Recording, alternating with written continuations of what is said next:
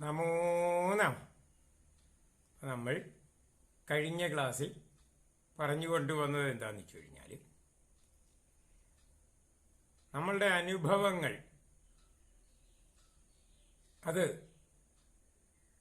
അനുഭവം എന്ന് പറയുന്നത് പ്രസന്റ് ടെൻസിലാണ്. പ്രസന്റ് ടെൻസിൽ നടക്കുന്നത് നമ്മളുടെ അനുഭവമായിട്ട് വരും. പ്രസന്റ് ടെൻസ് പാസ്റ്റ് ടെൻസ് ആയി കഴിയുമ്പോൾ ആ അനുഭവങ്ങൾ എന്ന് നമ്മൾ മനസ്സിലാക്കിയത് ഓർമ്മ ആയിട്ട് മാറും.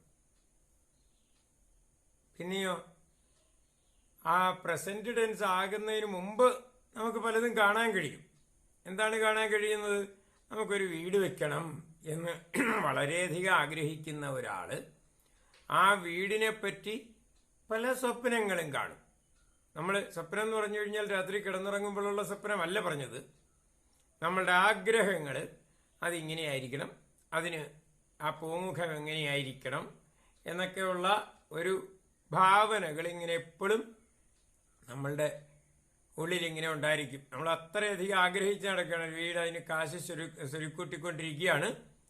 അപ്പോൾ അങ്ങനെ ആ ധനസമാഹരണ സമയത്ത് മുഴുവൻ നമ്മളുടെ ഉള്ളിൽ എന്തൊക്കെ ചെയ്യണം, അതിനുള്ള ധനമാണ് നമ്മൾ പിന്നെയും ഉണ്ടാക്കണം. ഇത് കൂടി വേണമെങ്കിൽ ഇത്രയും കൂടി പൈസ വേണം, ഇങ്ങനെയൊക്കെ. അപ്പോൾ എല്ലാ കാര്യങ്ങളും ഓരോ ചെറിയ ഭാഗങ്ങൾ വരെ നമ്മളിങ്ങനെ മനസ്സിൽ കണ്ടുകൊണ്ടിരിക്കുകയാണ്. അത് നമ്മൾ ചെയ്യുന്ന സമയത്ത് അത് പ്രസന്റ് ടെൻസിലേക്ക് വരുമ്പോൾ നമ്മളിതെല്ലാം അനുഭവമാകും. അപ്പോൾ അനുഭവമാകുന്നതിന് മുമ്പ് അത് ഭാവനയായിരിക്കും. ആ ഭാവന പിന്നെ നമ്മളുടെ പ്രസന്റ് ടെൻസിലേക്ക് വരുമ്പോൾ അത് അനുഭവമായി. അനുഭവം ഉടനെ നമ്മൾ പാസ്റ്റ് ടെൻസിലേക്ക് പോകുമ്പോൾ അത് ഓർമ്മയായി. ഇതാണ് നമ്മളുടെ ജീവിതം എന്ന് പറയുന്നത്. ഭാവനയെ ലക്ഷ്യമാക്കി നമ്മൾ നീങ്ങുമ്പോൾ ഏത് സ്ഥാനത്ത് നിൽക്കുന്നോ അത് അനുഭവം തരുന്നതായിരിക്കും. അത് കഴിഞ്ഞ് നമ്മൾ പിന്നിട്ട ഭാഗങ്ങളൊക്കെ ഓർമ്മ. അതിനാണ് പാസ്റ്റ്, പ്രസന്റ്, ഫ്യൂച്ചർ എന്ന് സമയത്തെ നമ്മൾ കണക്കാക്കുന്നത്. അപ്പോൾ ഇവിടെ ഒരു വലിയ പ്രശ്നമുണ്ട്.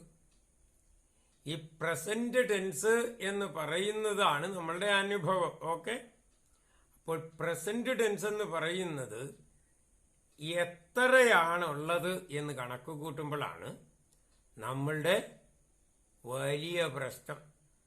അത് നമുക്ക് ഒരു കൃത്യമായിട്ട് ഇത്ര തൊട്ട് ഇത്ര വരെ പ്രസന്റ് ടെൻസ് എന്ന് കണക്ക് കൂട്ടാൻ പറ്റുമോ?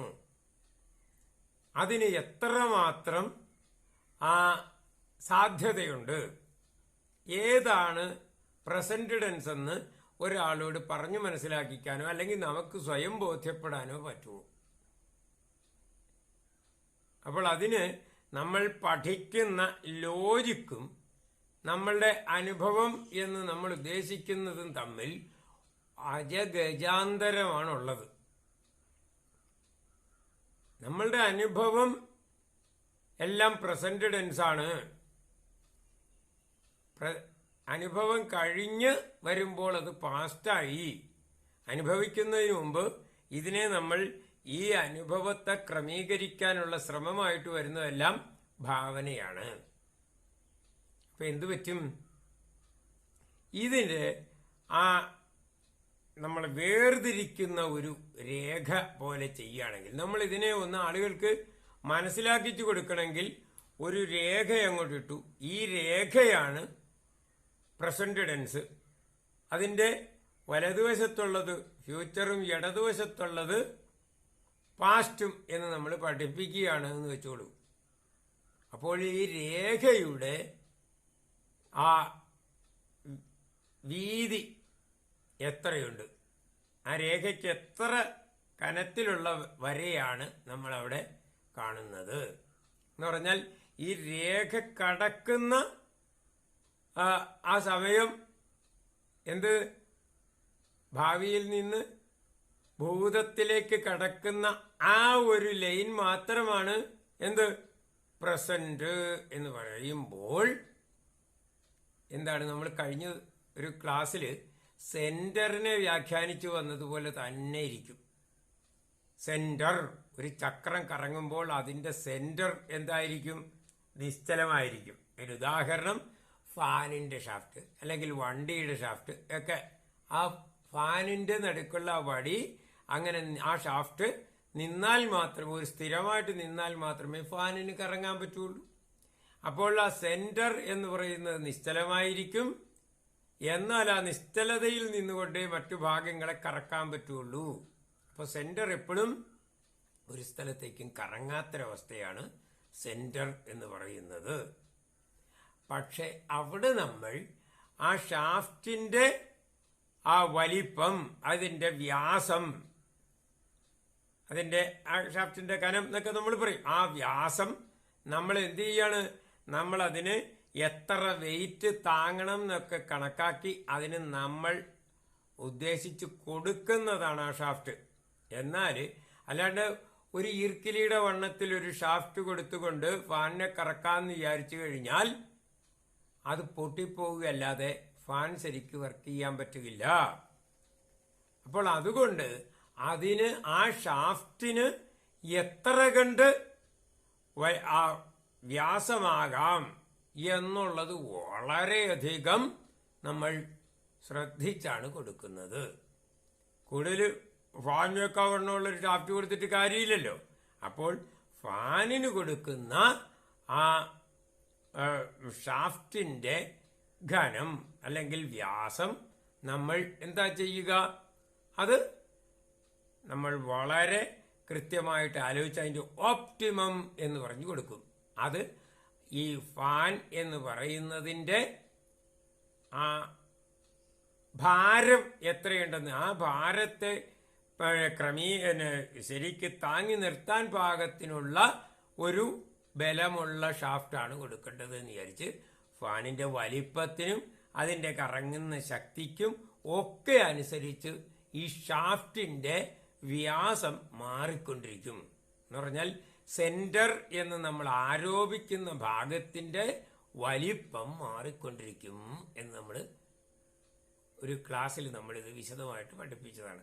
അതുപോലെ തന്നെയാണ് ഈ ലൈൻ, ഏത് അനുഭവ ആയിട്ടുള്ള പ്രസന്റ് ടെൻസ് എന്ന് പറഞ്ഞു വരുന്ന ഈ സാങ്കല്പിക രേഖ, അതിൻ്റെ വലിപ്പം, അതിൻ്റെ എത്രമാത്രം വീതിക്കാണ് ആ ലൈൻ ഇടുന്നത് എന്നുള്ളത് സാന്ദർഭികമായിട്ട് മാറിക്കൊണ്ടിരിക്കും. ഇതാണ് ആദ്യം മനസ്സിലാക്കേണ്ടത്. അപ്പോൾ ഇപ്പോൾ ഞാൻ പറയുകയാണ്, ഇപ്പോൾ കാര്യം നടക്കണമെന്ന് പറഞ്ഞു കഴിഞ്ഞാൽ അതിന് ആ നമ്മൾ തമ്മിൽ വർത്തമാനം പറഞ്ഞുകൊണ്ടിരിക്കുന്ന ആ ഒരു സമയം, അത് എത്രയാണ്? 5 മിനിറ്റെങ്കിൽ 5 മിനിറ്റാണ്. അത്രേ ഉള്ളൂ. ഇപ്പോൾ എന്ന് പറഞ്ഞു, ഇപ്പോൾ എന്ന് പറയുന്നതാണ് എന്ത്? Present tense.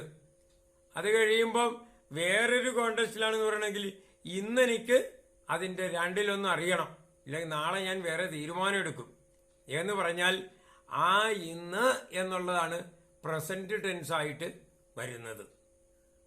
അപ്പം എന്താണ്? ഒരു 24 മണിക്കൂർ കിട്ടി അവിടെ. ആ പ്രസന്റ് എന്നുള്ള ലൈനിന് എത്രയാണ് അതിന്റെ ആ വീതി, ആ രേഖയുടെ വീതി എത്രയാണ്, കനം എത്രയാണ്? 24 മണിക്കൂറുണ്ട്. അപ്പം അതേപോലെ ഇത്തവണ ഞാൻ പാസ്സാകും വെച്ചാന്നൊരു പയ്യൻ പറയാണ്, അച്ഛന് ഒരു തോറ്റുപോയി പരീക്ഷയ്ക്ക്. അപ്പോൾ ആണ്ടിൽ 2 പ്രാവശ്യം പിന്നെ പരീക്ഷ നടക്കുന്നുണ്ടല്ലോ. അപ്പോൾ അതുകൊണ്ട് ഇത്തവണത്തെ പരീക്ഷ തോറ്റെങ്കിലും ഞാൻ അടുത്ത പരീക്ഷയ്ക്ക് എങ്ങനെയും പാസ്സായിക്കോളാം എന്ന് പറഞ്ഞാൽ ആ ഇത്തവണത്തെ പരീക്ഷയ്ക്ക് തോറ്റു എന്ന് പറഞ്ഞാൽ എത്രയാണ്? 6 മാസം ആണ് അതിന്റെ കാലാവധി. അടുത്തത് ഞാൻ റെഡിയാക്കിക്കോളാം. അപ്പോൾ 6 മാസം കിട്ടി. അപ്പോൾ 6 മാസം വെച്ചാൽ ഈ വർഷം എന്തായാലും നമുക്ക് ഇന്നതാണ് സംഭവിക്കേണ്ടത് എന്ന് പറഞ്ഞാൽ ആ പ്രസന്റ് ടെൻസ് എന്ന് പറയുന്നത് നമ്മളുടെ ആ കോംപ്രമൈസ് വരുന്നത് 1 വർഷത്തേക്കാണ്. അപ്പോൾ വേറൊരാൾ പറയും, ഈ ജന്മത്തിൽ എന്നെ നിങ്ങൾ അത് വിശ്വസിപ്പിക്കാം എന്ന് വിചാരിച്ചിട്ട് കാര്യമില്ല എന്ന് പറഞ്ഞാൽ, നിങ്ങൾ പറയുന്നത് എനിക്ക് ഈ ജന്മത്തിൽ ഞാനത് വിശ്വസിക്കില്ല എന്ന് പറഞ്ഞാൽ നമ്മൾ എത്ര കാലം ജീവിച്ചിരിക്കുന്നുണ്ടോ അതാണ് ആ കോണ്ടസ്റ്റിൽ പ്രസന്റ് ടെൻസ് ആയിട്ട് വരുന്നത്. അപ്പോൾ ഈ പ്രസന്റ് ടെൻസ് എന്ന് പറയുന്നതിന് എത്ര ചെറുത് തൊട്ട് എത്ര വലുത് വരെ ആകാം എന്നൊരു കണക്കില്ല. നമ്മൾ ഇത് എന്ന് പറഞ്ഞ് തീരണതിന് മുമ്പേ എന്തു പറ്റും? ഈ ഭാവി എന്നുള്ളത് ഭൂതമായിട്ട് മാറുകയാണ്. എന്ന് പറഞ്ഞാൽ ഈ പ്രസന്റ് ടെൻസ് എന്ന് നമ്മൾ ആരോപിക്കുന്ന ഈ ലൈൻ അതിന് വശങ്ങൾ വരെ ഇല്ലാതെ പോകും. രണ്ട് കളറ് തമ്മിൽ വേർതിരിക്കുന്ന ഒരു ബൗണ്ടറി ആയിട്ട് കാണുകയാണ്.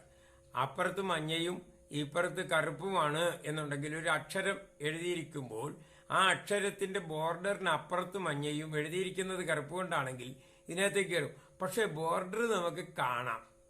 പക്ഷെ അവിടെ ഒരു ബോർഡർ എന്ന് പറയുന്ന ഒരു സാധനം അവിടെ സീറോയാണ് ശരിക്കും നമുക്ക് അനുഭവത്തിൽ വരുമെങ്കിലും. അതുകൊണ്ടാണ് അത് ലയിപ്പിച്ച് കിടക്കുമ്പോഴാണ് അതിന്റെ വലിപ്പം കൂടി കൂടി കൂടി വരുന്നത്. നമ്മൾ കൃത്യമായിട്ട് രണ്ടെണ്ണം കളറങ്ങോട്ട് ചേർത്ത് വെച്ചിരിക്കുമ്പോൾ അതിന് ഒരു ലൈനിന് പോലും അത് സ്പേസ് ഇല്ല. മഞ്ഞ കഴിഞ്ഞാൽ കറുപ്പായി. പക്ഷെ അതിന്റെ നടുക്ക് ഒരു സാങ്കല്പികമായിട്ടുള്ള ഒരു വശമേ ഒരു ലൈനേ ഉള്ളൂ. മനസ്സിലാണ്ടോ? രണ്ടിൻ്റെയും തീരുന്ന സ്ഥലത്തെ നമ്മളൊരു ലൈനായിട്ട് കണക്കാക്കുന്നേ ഉള്ളൂ. അതിന്റെ വലിപ്പം വാസ്തവത്തിൽ സീറോ ആയിട്ട് കണക്കാക്കേണ്ടി വരും. അപ്പോൾ അതുപോലെ അപ്പോൾ പ്രസന്റ് ടെൻസ് എന്ന് പറയുന്നത് സീറോ ആയിട്ട് വരുമ്പോൾ എന്താണ്? ഒന്ന് ഭാവനയും ഒന്ന് ഓർമ്മയും മാത്രമായിട്ട് വരും. ഇതൊക്കെ വലിയ കൺഫ്യൂഷനായിട്ട് വരും. ഇതൊന്ന് ആലോചിച്ചുറയ്ക്കുക. അത് കഴിഞ്ഞിട്ട് നമുക്ക് ബാക്കി പറയാമെന്ന് വിചാരിക്കുന്നു. നന്ദി, നമസ്കാരം. ഓം നമഃ ശിവായ, നമഃ ശിവായ.